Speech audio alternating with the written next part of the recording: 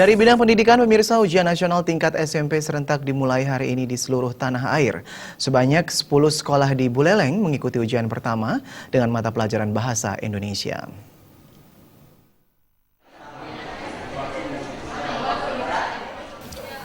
Pantauan tim liputan, suasana ujian berlangsung tertib dan aman. Tidak ada kendala yang berarti dihadapi para siswa. Tidak jauh beda dengan ujian nasional SMA, SMP juga dibagi menjadi 3 shift, yakni dimulai dari pukul 8 pagi hingga 4 sore.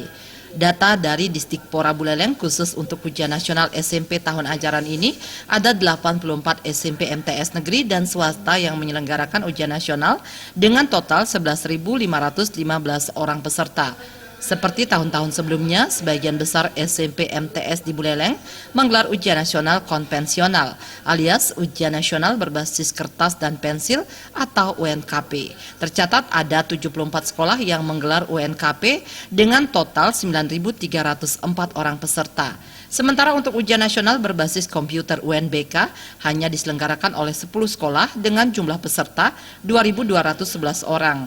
Sekolah-sekolah itu pun belum memiliki perangkat sendiri dan masih numpang di SMA maupun SMK terdekat yang mencukupi fasilitasnya.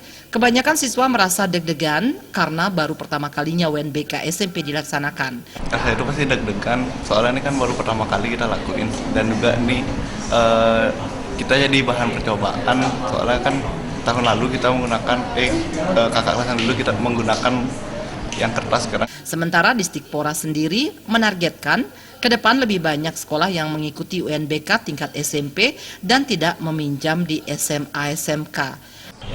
Kita berharap tahun depan lebih banyak lagi dari sekarang. Karena akan sangat ditentukan oleh sarana, bukan kesiapan siswa.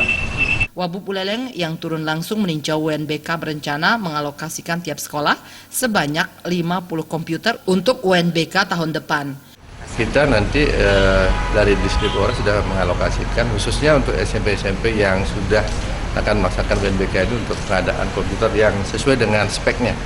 Sesuai dengan yang telah dijadwalkan, UNBK dimulai pada pukul 7.30 WITA dan dilakukan dengan sistem bergelombang sesuai dengan jumlah siswa dan jumlah komputer yang disiapkan. Sedangkan untuk UNKP dilaksanakan serentak pada pukul 10.30 WITA.